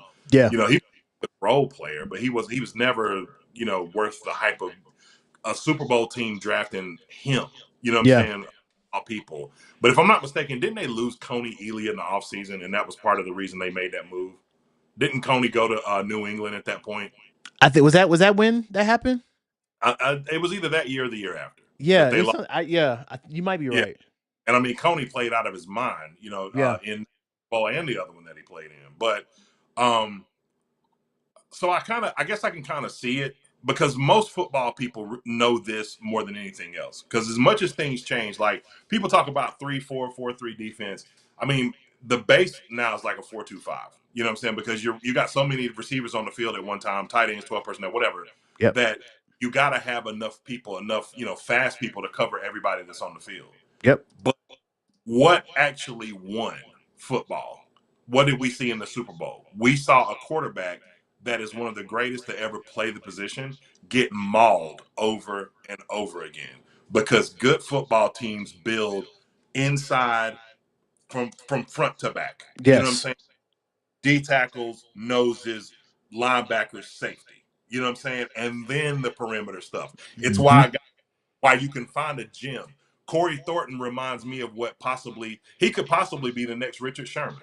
You know what I'm saying? Richard Sherman was a guy that was drafted as a receiver. You know what Yeah. I'm saying? Came out of Stanford, kind of playing a little bit of receiver, a little bit of corner or Yep. whatever, in the 5th round, but really found his footing when he joined Seattle and, the kind of defensive concepts. They didn't allow him to travel a lot. It was very similar to what Avero does, with J.C. Horn or whatever, which I think is a mistake, by the way, because I think J.C. Horn is a completely different player, but that's a different conversation. Mm-hmm. Is that you build that team from front to back. You know what I'm Yeah. saying? And Gettleman did get right. Like he was big on because I mean you're right. He drafted Star Latula late, but he also drafted Kawan Short. You know what I'm saying? So True. True. paid Charles Johnson. You know what I'm saying? So the places where he saw it was most important, and those things paid dividends for us, man. Like, man, I'll never forget, Lo. Like starting off 1-3 in 2013. You know what I'm saying? I was talking to Cap about this when me and Cap was talking, and I was like, man, what was y'all's mindset after losing that third game in a row and thinking like, what are we gonna like? Ron just started like throwing that's why they call him Riverboat. I'm just throwing the deck at it. Like, man, we going for it on 4th down because Richardson definitely about to fire me. You know what I'm saying? Hey, we about to play 52 card pickup. I'm just gonna throw that thing in the air. You know what I'm saying? Hey, see what stick. Yeah, see what stick.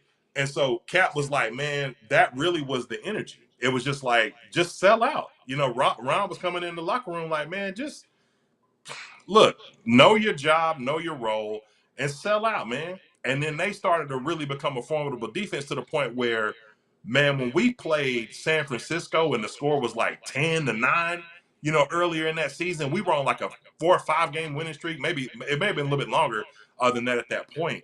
But man, San Fran walked away from that game like, my goodness, this team is physical. Yeah. You know what I'm saying? That's what his hallmark was. So when it came time to pay, Josh Norman, he like, oh man, Benet Ben Wickery got this, bro. What did you mean? Like Yeah. you were over $2 million little man, go on to Washington. You know what I'm saying? And then Benet got that 300 hung on his head, and he had to watch Hey. out. You know what I'm saying? You had to sit up and watch that, man. We was just as embarrassed as you was. Facts. You're walking in that locker room after that. You come in there and they be like, bro, really? Yeah. And it's salute to Benet. I ain't trying to shoot at Benet, but look, it's just it is what it is. Yeah. So who you picking? Dang, I said all that name pick. Who you picking, bro? Who you picking?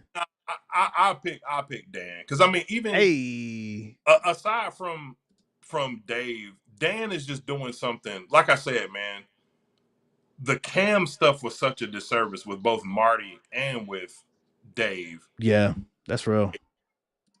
Man, if I got a guy, Lo, when you watch what Cam did in college with Sammy freaking Coates, you know what I'm saying? Like, yeah. you know what I'm saying? Like, what happens? Man, I'm throwing a receiver at you every year, dog. You know what I'm saying? Every single year, a tight end, some linemen, Bro, whatever. you just pissed me off even more now. Nah, Yeah, really, like you, bruh, the disrespect, bro. The disrespect to Cam. Oh, Cam Superman, he could do it all. He doesn't need help. He was David Gettleman was acting like he was David Tepper was like, oh, we don't need, we just want to find receivers with routes. He's a point guard. That's how they acted. Like, oh, he don't need nobody. tell me that wasn't the nastiest thing you ever heard in your life, Bro, bro. that was disgusting, bro. It made me want to say Jerry Richardson over Tepper now. Just now thinking about that too. Nasty. That's Like, a nasty line, bro. That's a nasty line. we- All right, point guard. I'm like, bro, are you bro. serious? He said we want to find. He has receivers. He will throw to receivers with routes. Is the line. But hey, bro, you know what? We serve a forgiving God. We just gotta forgive him. So. Well, I wish you had the organ because I'll pull it out right now. Hey, this is a tough one right here. No, Ron Rivera or Dave Canales. Now think about it. We talked about this earlier, chat. We're building the team. So think about who else we have to do in the front office and build your team the right way. John, would you do the honors? Let's do this a little different. We're going to count to 3 and then we both say the name at the same time. You ready? No, I'm not ready yet. Hold on. I'm not ready yet. All right. Yeah, I'm ready. I'm ready. 1, 2, 3. Dave. Go ahead. Dave Canales. No, you. All right, so I'm building. I don't want to say too much. So I'm building my team. I think this was tough. I love Ron Rivera. I love Ron Rivera. He's a heck of a coach. He's a leader of men, a true leader of men. I think we have seen that throughout. Like if you are a Panthers fan, you've seen what's happened from when we were okay to when we were actually really good. He's solid player. But if I'm building it today, and I'm trying my best not to be biased and use what I saw, what Ron did in Washington. And how it's just like it seemed as though he did not keep up with the times and was kind of stuck in like what he thought would work. I don't know. I think the reason I like Dave is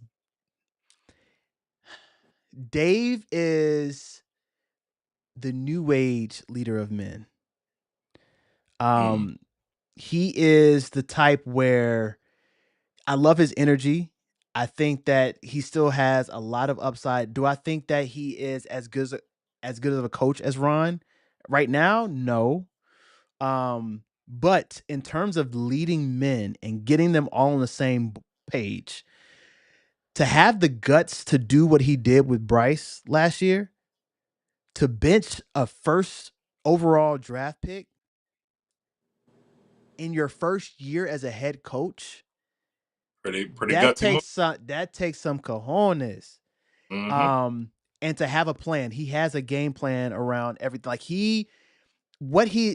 how he is built and what he has built and how he has helped these players buy into what he has built is absolutely incredible.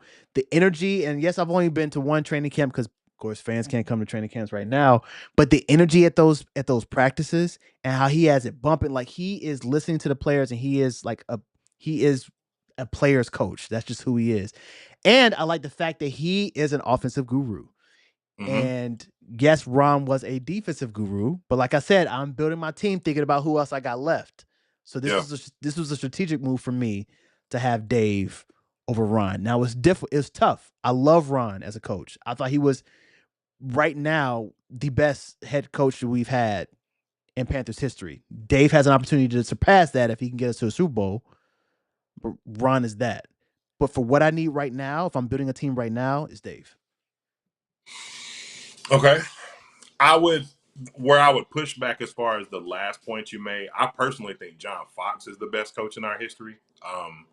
Just because John Fox was able to do with Jake Delhomme would have been the equivalent of, let's say, modern day Trevor Siemian. You know what I'm saying? To be able to, and that's no disrespect to Jake, because Jake's one of No, my, yeah, Jake's solid. Yeah, but yeah, he uh, wasn't an elite quarterback. right. I did a pod with one of the OG content creators, Twan Don. And when I was talking to him, I was like, man, he asked me who my top 5 Panthers were, and Jake was one of my top 5, and he was shocked by Wow. that.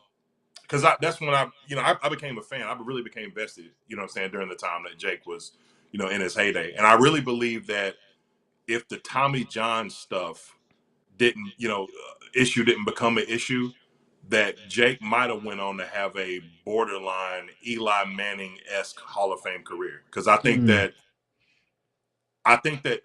obviously some decisions were bad. You can always look at the Arizona game and say, well, that was terrible. Yeah. But I mean, that Super Bowl, man, and I mean, he like you shooting with MJ.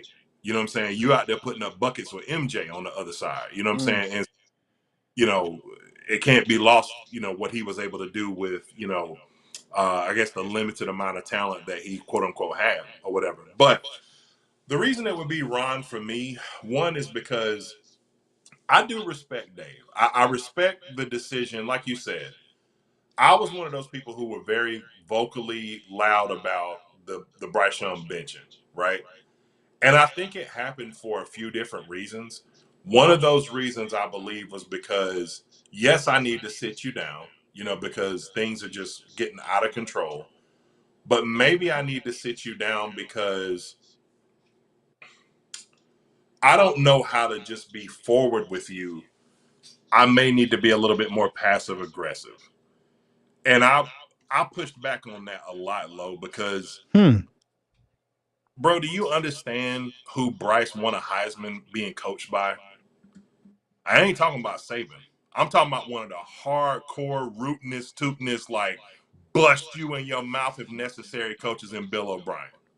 You know what I'm saying? B.O.B. None of this like this passive aggressive stuff. Like, no, tell me directly. Like, you know what I'm saying? And I think that part of it is because when you watch what has happened here for the last 7, 8 years, you do have to play this strategically if you're Dave. That night he came out there and made that, or that day he made that announcement, you could tell he didn't have a lick of sleep that night. You know what I'm saying? Like, It's a tough one, bro. Let's keep it a bean. It's a tough one for anybody to do. Could you imagine telling the world that you're about to bench a first overall draft pick after 2 games? yeah. I mean, he come out there. You know how Barack had Barack was all darked up, you know what I'm saying? And then he like all of a sudden he great, like, so we're gonna put Bryce Young on the bench. And sorry that we got what we gotta do. But either way, uh, uh, um man, I respect the move. I respect even more that I think he was going back to Bryce regardless of the Andy situation, because Andy was just getting ready to like Andy was on like Jimmy Clausen time, bro. I'm trying He was letting it fly, bro. but you see that when he threw that ball to Hunter Renfro today, bro threw the ball and just spun. Like he was in the Yeah, background. he looks like he's having a good time. He's just out here. He's out here for the vibes. That's what it looks like, bro. I'm just gonna keep it a buck, bro. He's out. It looks like he's out. Even when he's taking pictures and everything, he looks like he's out there for the vibes right now. I can't hold you, bro. Fam, you gotta clip this. You gotta clip. It looks like he's out there for the vibes, bro. I'm not even gonna hold you, bro. It looked like my dog Andy out there for the vibes. Like Bro, when you know, you know what I'm Bruh. saying? Like, hey, bro, we just, you know what I'm saying? Like, just don't care at all. Oh shoot, what I just do? I hit the wrong button. Pardon me. Hold on. You There we good? go. You good, Yo. man, bro. That is classic. Yo, he really it do though. Like it really do. Oh my gosh, bro. I saw that and I was like, bro, he look I just seen like the way he's I don't know, man. Maybe it's look, shout out to Andy, bro. I rock with Andy, but it Me just too. it looked like he really out there for the vibes on that clip right there. He looked like he was out there for the vibes. I'm Hey, not but even gonna hold you.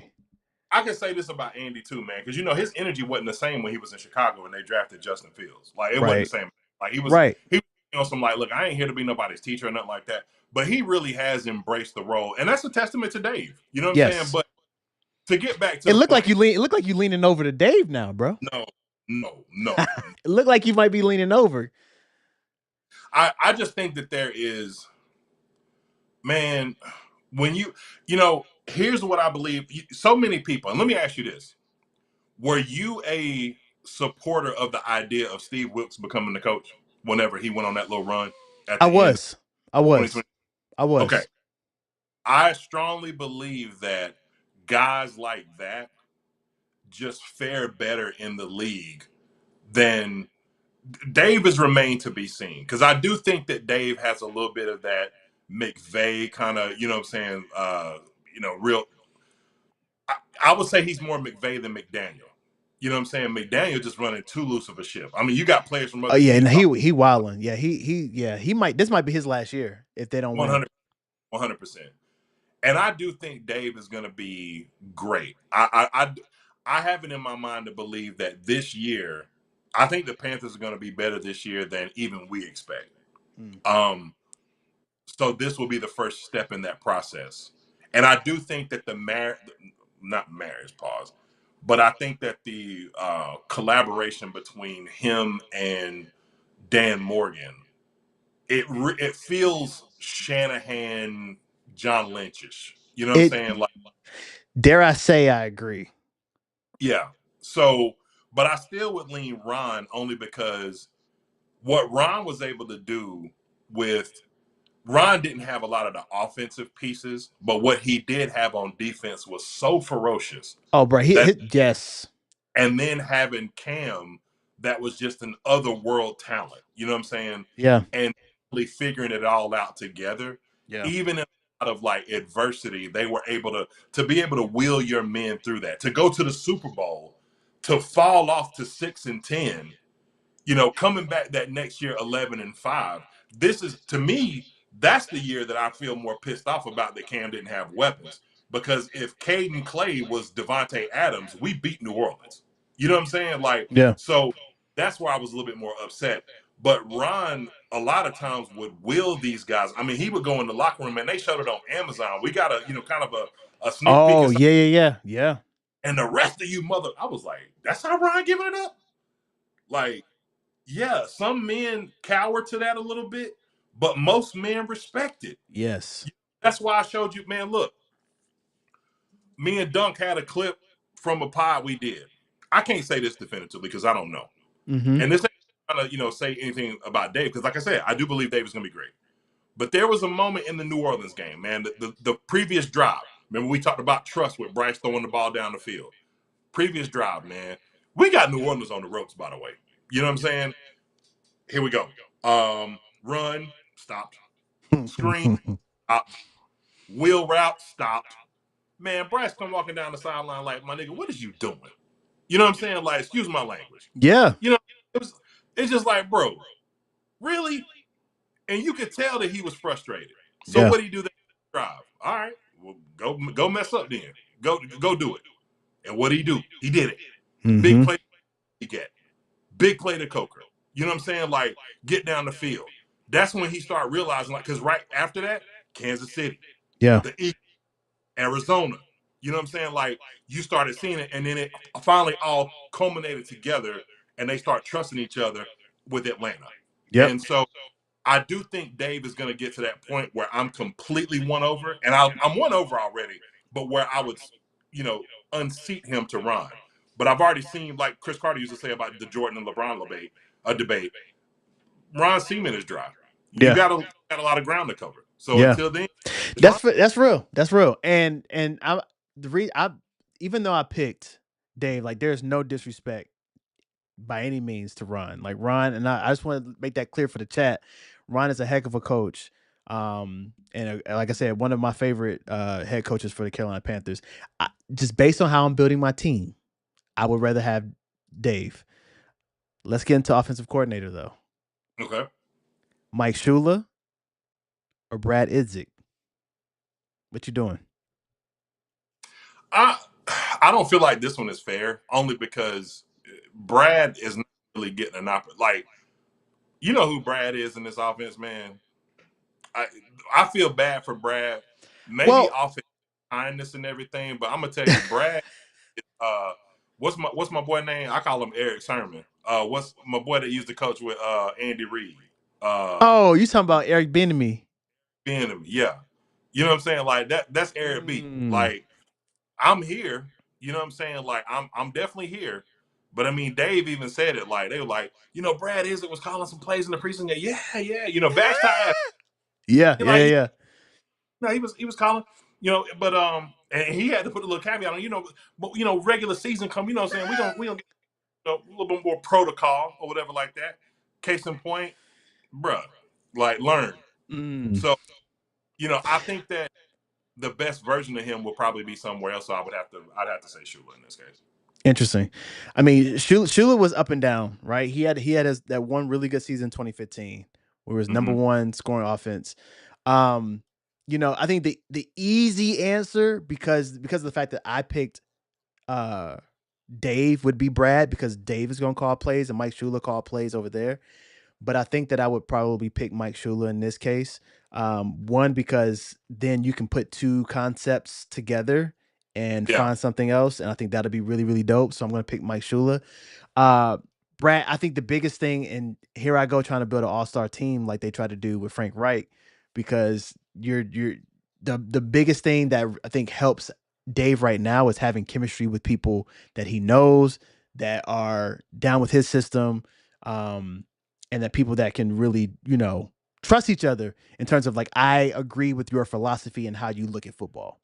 Mm-hmm.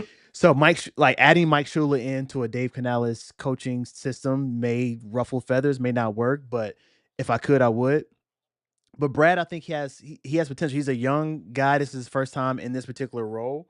Mm-hmm. I think that Dave trusts him, and I think they do build, the plays and the schemes together. He's the one that is in the room talking. Like he does a lot of stuff behind the scenes that we don't see. Whether it be in the meetings talking to the players and all the installs and all those different things.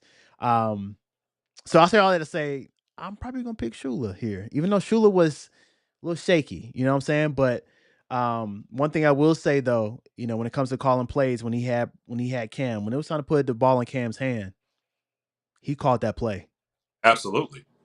He Yeah. called that play. Same thing with Nine, man. I think that that trust is being built. And look, it's possible that we may not see it right now. I can tell you this. There is no bigger advocate on that coaching staff short of Darren Bates than that guy right there for Bryce.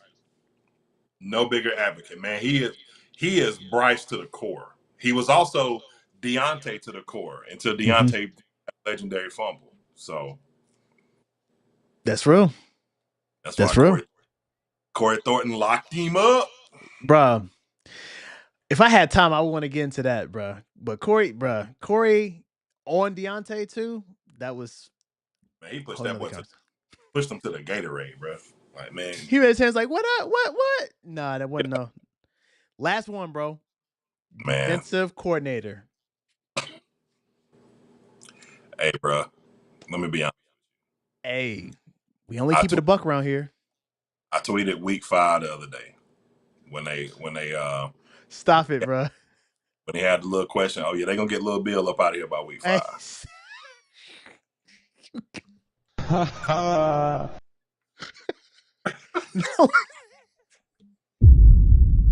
Not Lil Bill, bro. Hey, that was awesome, man. That was awesome. No, that was hilarious.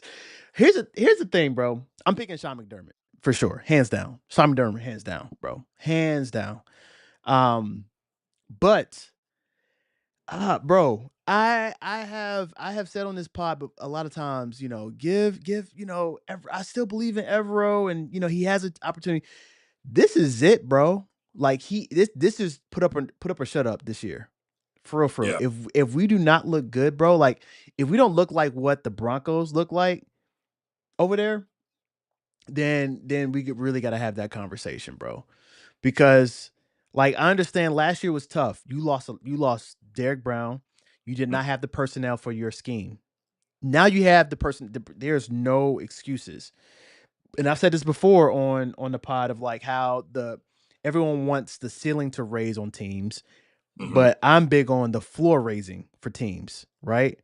Like, how can we have depth where it is challenging the starters? We are seeing that in the receiver core, right? Adam Thielen even said it in an interview where he was like, I have been in the league for X amount of years, and I feel like I have to make sure I come to work every day ready to go because I see all these receivers behind me.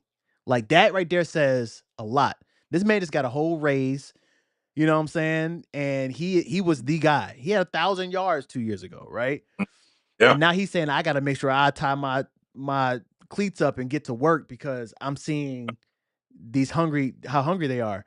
And we're starting to see that on the defense as well, right? The Corey Thorntons, right? The Lathan Ransoms, the Monty Richardsons, the our two young edges, like saying, "Hey, I'm learning everything from the Pat Jones and the DJ Wanhams, but I'm here to take that. I'm here to take your position."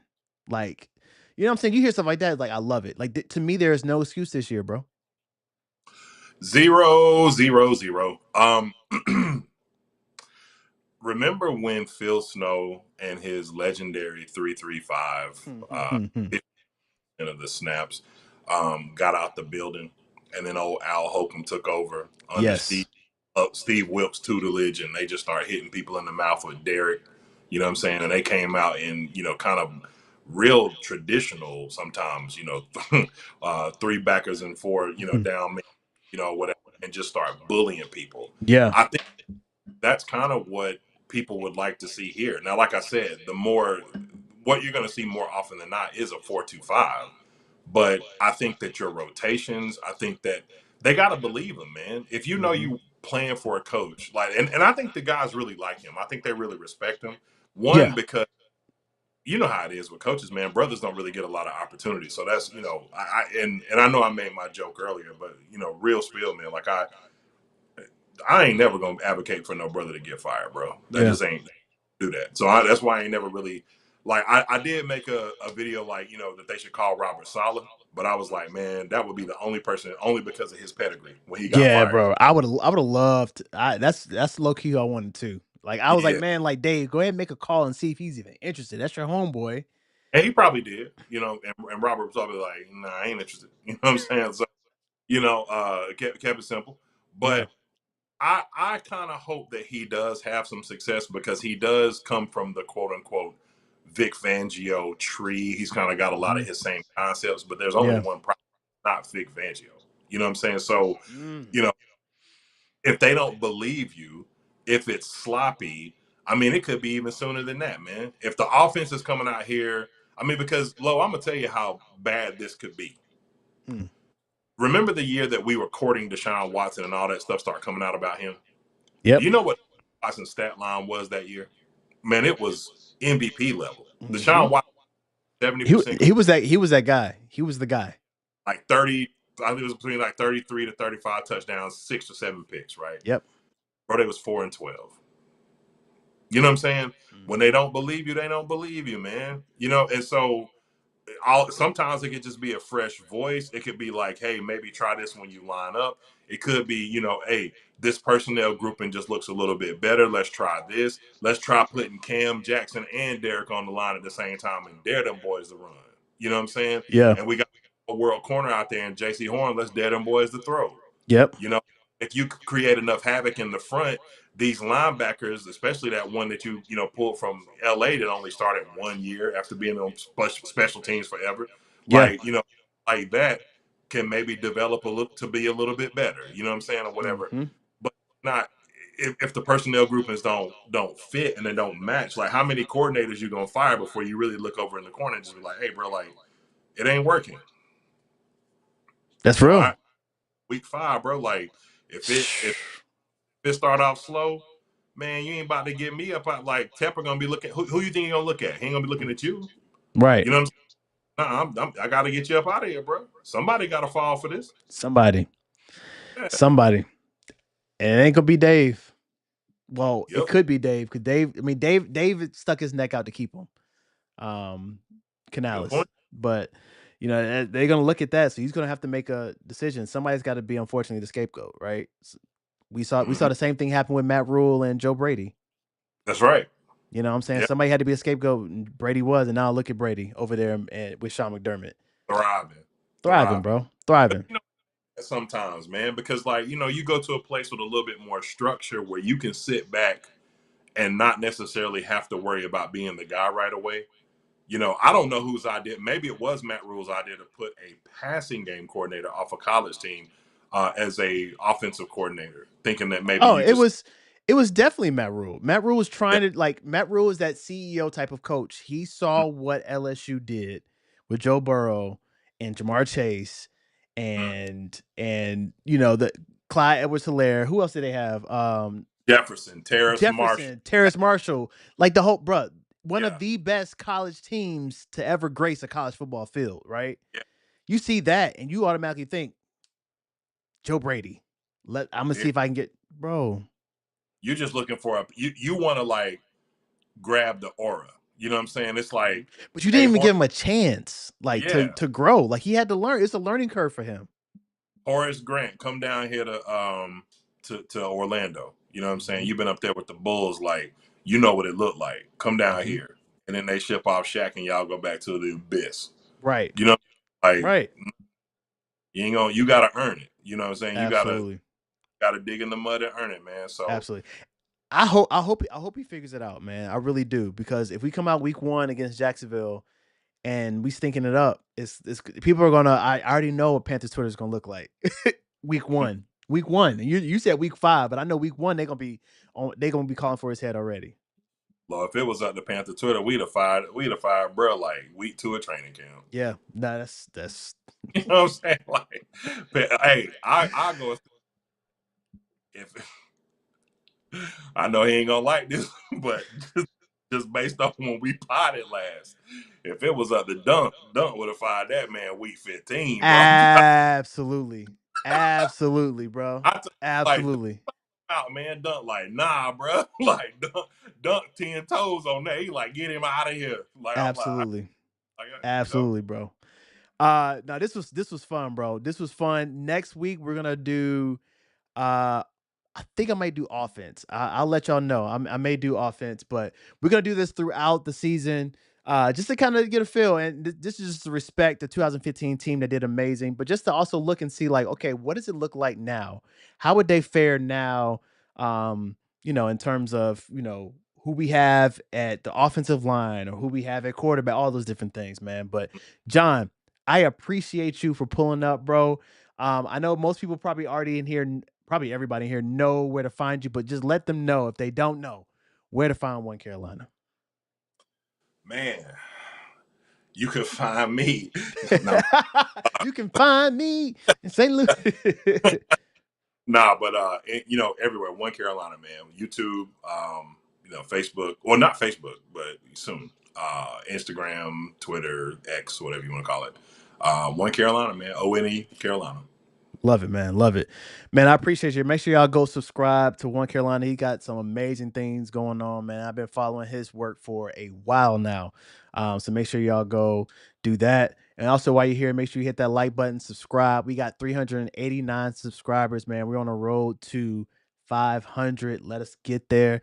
And then also, I see a lot of people that are on, a lot of people who are watching that are on Twitter. Make sure you come over to YouTube, hit that subscribe button for your boy. It's a free way to support the pod. And then also, one last thing I ask of you is I'm on Twitch as well. Make sure you go over to Twitch, hit that follow button. Got some really cool, dope things about to happen over there. Album reviews, viral video reviews, gaming, audit, you name it. It's gonna be a lot of fun. So make sure you follow me over there. That's Made for More, MADE 4, the number 4, and then MOORE. Yo, it's been real. John, I appreciate you, my guy. I appreciate everyone.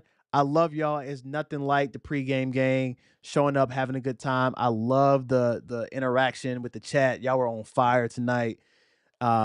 And laughing at our opinions, laughing at our jokes, man. You could have been anywhere in the world on a Thursday night, but you decided to rock with John and I today. And I appreciate y'all. We out of here. I'll see y'all next Thursday. Keep pounding. Hey, shout out. Look, hopefully we look good on Friday, on Saturday, bro. Hopefully we look good on Saturday. But yo, we out of here. Peace.